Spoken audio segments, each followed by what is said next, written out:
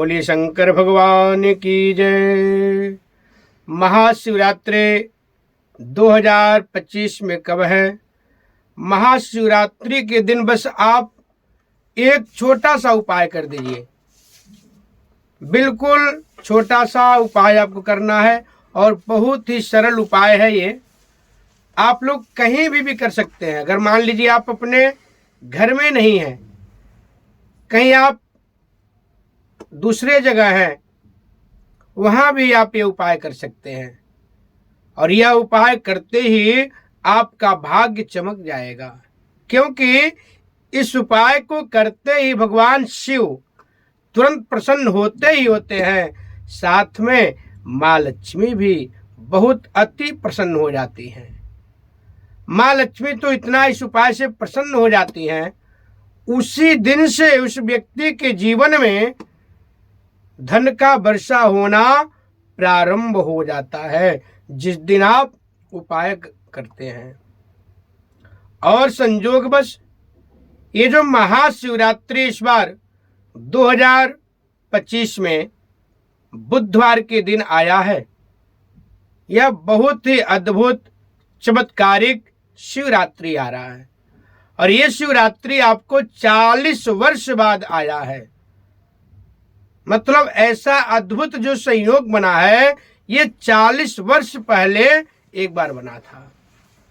वही अद्भुत चमत्कारिक योग, अद्भुत चमत्कारिक मुहूर्त इस बार 2025 में महाशिवरात्रि के दिन आया है।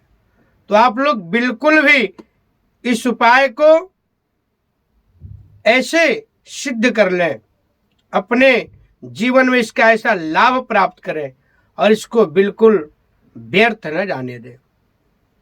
सबसे पहले मैं बता दूं शिवरात्रि कब है। शिवरात्रि 26 फरवरी 2025 को है। दिन बुधवार है। आप लोग उस दिन एक महा चमत्कारिक उपाय करें। उसके पहले मैं बता दूं आप लोगों को किस प्रकार से भगवान शिव का आराधना करना है, भगवान शिव का विशेष पूजन, भगवान शिव का जला अभिषेक कैसे करना है। सबसे पहले तो शिवरात्रि के दिन प्रातः काल उठते ही आप अपने बिस्तर से उतरते सर्वप्रथम पृथ्वी माता को प्रणाम करें और प्रणाम करने के बाद भगवान शिव के छवि का अपने मन में दर्शन करें और हाथ जोड़ करके बोलें, हे भगवान शिव शंकर, हे भगवान गौरी शंकर, आप मेरे इस महाशिवरात्रि के सिद्धि, आप अपने शक्ति से मेरा सिद्धि को सिद्ध कर दें। जो मैं पूजा करने जा रहा हूं उसको सिद्ध कर दें। कोई पूजा पाठ आप विशेष मुहूर्त में करते हैं, विशेष पर्व करते हैं, विशेष त्योहार में करते हैं, तो वह सिद्धि हो जाता है, उसका कई गुना अधिक फल प्राप्त होता है। ऐसे भगवान से कामना कर लीजिए, साथ ही प्रार्थना कर लीजिए हमारे घर में सुख समृद्धि वैभव ऐश्वर्य की और साथ में साथ मंगल की कामना प्राप्त हो। ऐसे भगवान से प्रार्थना कर लीजिए। साथ ही भगवान से भी प्रार्थना करिए हमारे घर में लक्ष्मी की भी कृपा बना रहे और लक्ष्मी सदैव स्थिर वास करें। हमारे घर में बच्चे भी और हमारे परिवार में जितने लोग भी हैं सब लोग स्वस्थ रहें। ऐसे भगवान से कामना करिए। और हम आज जो शिवरात्रि के दिन पूजा करने जा रहे हैं, जला अभिषेक करने जा रहे हैं, इसका हमें संपूर्ण फल प्राप्त हो। तो मैं आपको चमत्कारिक उपाय बता देता हूं। आप लोग महाशिवरात्रि के दिन ओम रुद्राय नमः, ओम रुद्राय नमः मात्र 108 बार जप कर लें और श्री लगाना है। अगर श्री लगाएंगे, ओम श्री रुद्राय नमः, माँ लक्ष्मी ऐसी कृपा आपके जीवन में करेंगी कि आपके जीवन में ऐसे धन वर्षा होने लगेगा, आप बिल्कुल उन्नति की तरफ बढ़ते जाएंगे। साथ ही साथ माँ लक्ष्मी आपके कार्य क्षेत्र में भी विशेष वृद्धि प्राप्त करेंगे केवल मात्र एक माला जप करने से। तो आप लोग सोच सकते हैं केवल श्री रुद्राय नमः, श्री रुद्राय नमः जप करने का इतना बड़ा लाभ प्राप्त हो रहा है, तो इसको व्यर्थ क्यों जाने दें।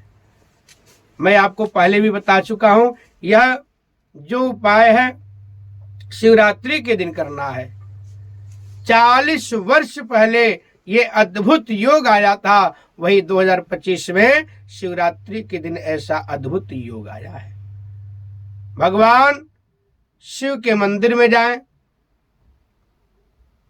मंदिर के प्रवेश गेट पे जाकर के सबसे पहले वहां प्रणाम करें, भगवान से आज्ञा मांगे, मैं आपके मंदिर में आना चाहता हूं आपका पूजा के लिए, आप हमें आज्ञा प्रदान करें। फिर मंदिर में जाकर के सबसे पहले अगर पुष्प आपके पास है तो उससे थोड़ा जल अपने ऊपर छिड़क लें और उसके बाद हाथ धो लें। हाथ धोने के बाद एक पुष्प लेकर के हाथ जोड़ के भगवान शिव का ध्यान करें और वह पुष्प भगवान शिव को चढ़ा दें। भगवान शिव के परिवार को भी थोड़ा थोड़ा पुष्प चढ़ा दें। फिर आप सबसे पहले जल अभिषेक करेंगे गणेश जी को, कार्तिकेय को, माता पार्वती को, फिर नंदी महाराज को, फिर शिव जी को, फिर नागराज को।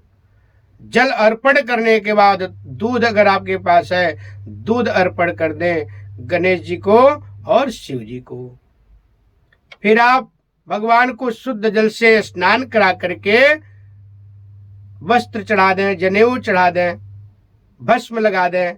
परिवार को भस्म नहीं लगाना, केवल शिव जी को भस्म लगाया जाता है। परिवार को कोई आपके पास चंदन है तो चंदन लगा दें, चंदन का टीका। फिर भगवान शिव को भस्म धारण करा दें, अक्षत लगा करके माला पहना दें। बिलपत्र चढ़ाना चाहिए, 3 पत्ती वाला बिलपत्र, बिल्कुल कटा और फटा नहीं होना चाहिए, टूटा बिलपत्र नहीं होना चाहिए, पूरा बिल्कुल साबुत बिलपत्र जो है, बिल्कुल फ्रेश बिलपत्र भगवान शिव को चढ़ाना चाहिए। और बिलपत्र का चढ़ाने का जो नियम है, अगर आप उस पे ओम नमः शिवाय लिख दें तो बहुत ही उत्तम माना जाता है। 2 तरह से लिखा जाता है, या तो सभी पत्ते पे ओम नमः शिवाय लिखें, या एक पे लिख दें ओम, एक पत्ते पे नमः, एक पत्ते पे शिवाय। तीनों पत्ते पे अलग अलग भी लिख सकते हैं और तीनों पत्ते पे ओम नमः शिवाय पूरा भी लिख सकते हैं, एक एक पत्ते पे अलग अलग। उसके बाद आप लोग भगवान शिव को बेर का फल शिवरात्रि के दिन चढ़ाने का बहुत ही महत्वपूर्ण इसका लाभ प्राप्त होता है। भगवान शिव को गन्ना भी चढ़ा सकते हैं, अगर गन्ने का जूस चढ़ाते हैं तो और अच्छा माना जाता है। अगर गन्ने का जूस दूध नहीं मिल पा रहा है, आप गन्ना भी चढ़ा सकते हैं, उसको तोड़ के टुकड़ा छोटा छोटा बना लेते हैं, उसको चढ़ाया जाता है। भगवान शिव को धतूरा का पुष्प, धतूरे का फल जो होता है बहुत ज्यादा प्रिय है, उसको चढ़ाने से तुरंत भगवान शिव उस भक्त के ऊपर प्रसन्न हो जाते हैं, उसके मनोवांछित अभिलाषा को भी पूर्ण करते हैं। आक का फूल से भगवान शिव बहुत ज्यादा प्रसन्न होते हैं।